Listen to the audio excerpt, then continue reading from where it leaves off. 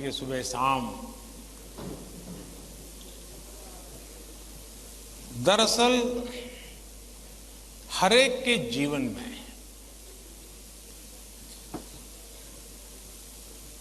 अपनी स्थिति से अतिरिक्त ऐसी बहुत सी चीजें होती हैं जिसको उसे मैनेज करना पड़ता है। जो उसने सोचा नहीं वैसी चीजें व्यक्तिगत जीवन में भी आ जाती है, परिवार जीवन में आ जाती है और फिर उसे भी संभालना पड़ता है। अब एक नेचर ऐसा होता है कि भाई बहुत बड़ी आंधी आई है, चलो कुछ पल बैठ जाएं, निकल जाने दो। कुछ संकट आया है, नीची मुंडी करो यार, समय जाएगा। शायद ऐसे लोग जीवन में कुछ अचीव नहीं कर सकते। मेरी प्रकृति है और जो मुझे काफी उपकारक लगी है, मैं हर चुनौती को चुनौती देता हूं।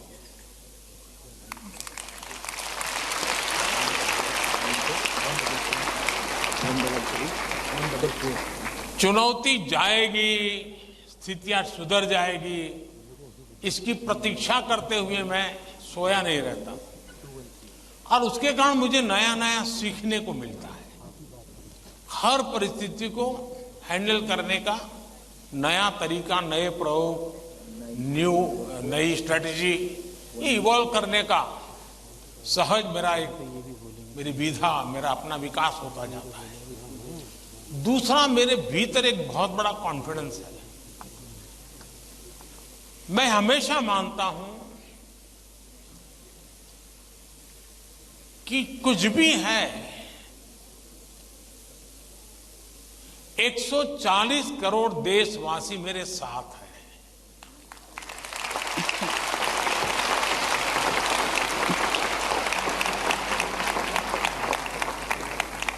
अगर 100 मिलियन चुनौतियां हैं तो बिलियंस ऑफ बिलियन समाधान भी है। मुझे कभी नहीं लगता है कि मैं अकेला हूं। मुझे कभी नहीं लगता है कि मुझे करना है। मुझे हमेशा पता होता है मेरा देश सामर्थ्यवान है, मेरे देश के लोग सामर्थ्यवान है, मेरे देश के लोगों का मस्तिष्क सामर्थ्यवान है। हम हर चुनौती को पार कर जाएंगे। ये मूलभूत मेरे भीतर मेरा सोचने का पिंड है और इसके कारण मुझे कभी नहीं लगता यार मुझ पर आया क्या करूंगा। मुझे लगता है नहीं, 140 करोड़ लोग हैं, संभल जाएंगे, ठीक है, आगे मुझे रहना पड़ेगा और गलत हुआ तो गाली मुझे खानी पड़ेगी। लेकिन मेरे देश का सामर्थ्य, और इसलिए मैं अपनी शक्ति देश के सामर्थ्य को बढ़ाने में लगा रहा हूं। और जितना ज्यादा मैं मेरे देशवासियों का सामर्थ्य बढ़ाता जाऊंगा, चुनौतियों को चुनौती देने की ताकत हमारी और बढ़ती जाएगी।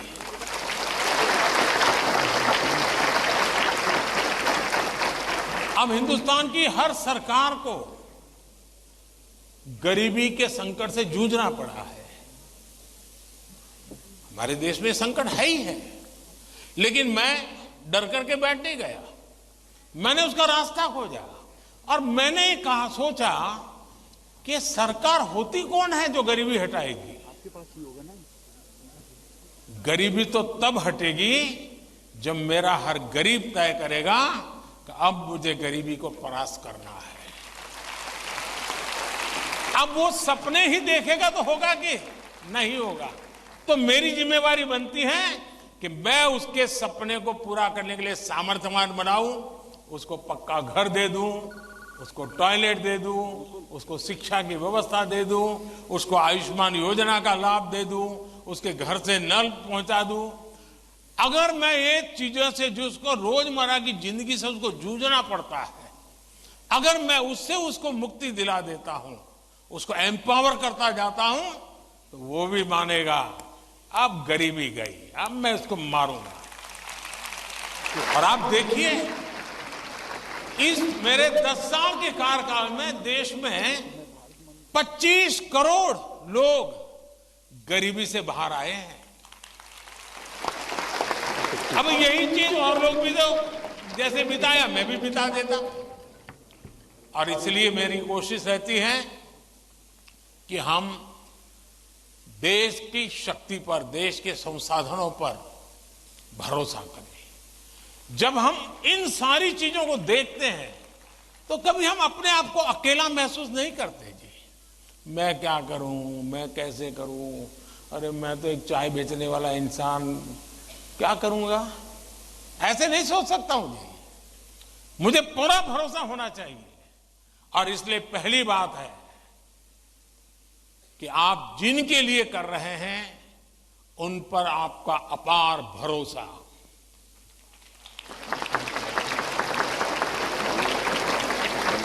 दूसरा, आपके पास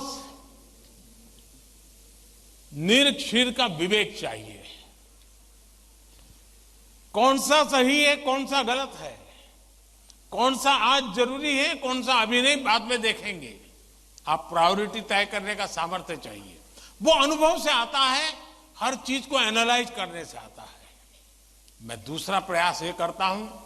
तीसरा, मैं गलती भी हो जाए तो ये मान के चलता हूं कि ये मेरे लिए लेसन है। मैं इसको निराशा का कारण नहीं मानता हूं। अब आप देखिए, कोविड का संकट कितना भयंकर था। मामूली चुनौती थी क्या? पूरी दुनिया फंसी पड़ी थी। अब मेरे लिए भी था कि क्या करो भाई, मैं कह दूं, अब क्या करे, तो भाई वैश्विक बीमारी है, दुनिया भर में ऐसा ही है, सब अपना अपना संभाल लो। मैंने ऐसा नहीं किया। रोज टीवी पे आया, रोज देशवासियों से बात की, कभी ताली बजाने के लिए कहा, कभी थाली बजाने के लिए कहा, कभी दिया जलाने के लिए कहा। वो एक्ट कोरोना को खत्म नहीं करता है, लेकिन वो एक्ट कोरोना के खिलाफ लड़ाई लड़ने की एक सामूहिक शक्ति को जन्म देता है। सामूहिक शक्ति को उभारना। अब देखिए, पहले भी खेल के मैदान में हमारे लोग जाते थे, कभी कोई जीत के आता था, कोई जीत के नहीं आता था। जाने वाले को पूछता नहीं था, आने वाले को पूछता नहीं था। मैंने कहा पहले 3 मेडल के जीत के आएंगे, लेकिन मैं उसके ढोल पिटूंगा। तो धीरे धीरे करके 107 मेडल लेने का सामर्थ्य उन्हीं बच्चों में से निकला। सामर्थ्य तो था। सही दिशा, सही रणनीति, सही नेतृत्व परिणाम लाता है। जिसके पास सामर्थ्य है उसका सही उपयोग करना चाहिए। और मेरा तो गवर्नेंस का एक सिद्धांत रहा है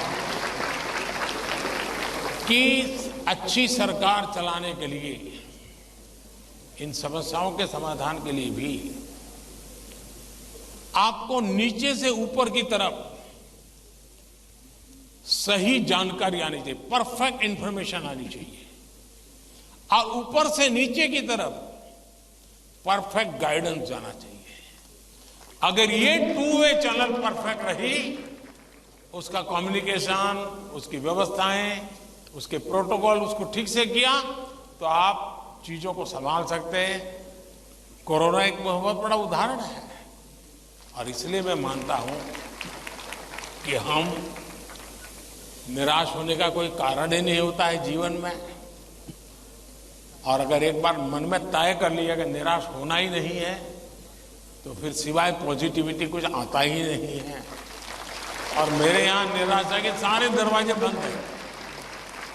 कोई कोना भी, एक छोटी खिड़की भी मैंने खुली नहीं रखी है कि निराशा वहां से घुस जाए। और मैं, आपने कभी देखा होगा, मैं रोता बैठता नहीं हूं जी। पता नहीं क्या होगा, वो हमारे साथ आएगा कि नहीं आएगा, वो हमसे भिड़ जाएगा कि, अरे होता रहता है जी। हम किस चीज के लिए हैं? और इसलिए मैं मानता हूं कि जीवन में आत्मविश्वास से भरे हुए और अपने लक्ष्य के विषय में और दूसरी बात है, जब कोई निजी स्वार्थ नहीं होता है, खुद के लिए कुछ करना तय होता है, तो निर्णयों में कभी भी दुविधा पैदा नहीं होती है। और वो एक बहुत बड़ी अमानत मेरा क्या, मुझे क्या, इससे मेरा कोई लेना देना नहीं है। सिर्फ और सिर्फ देश के लिए करना और आपके लिए करना, ताकि आपके माता पिता को जिन मुसीबतों से गुजरना पड़ा, मैं नहीं चाहता कि उन मुसीबतों से आपको गुजरना पड़े।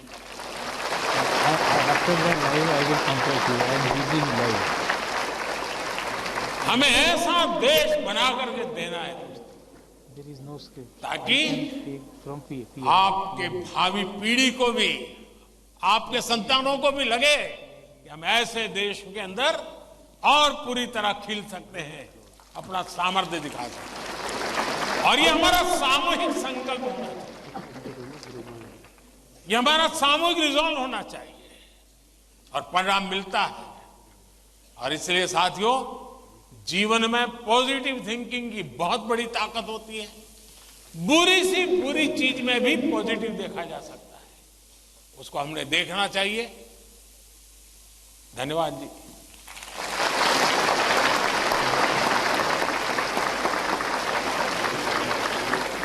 पीएम सर, आपने अत्यंत सरलता और सरसता से हमारे सभी प्रश्नों का समाधान कर दिया। हम, हमारे अभिभावक और शिक्षक सदा आपके कृतज्ञ रहेंगे। हम सदा एग्जाम वॉरियर रहेंगे, वॉरियर नहीं। धन्यवाद माननीय प्रधानमंत्री जी। हो गए सारे सवाल। कुछ परिंदे उड़ रहे हैं।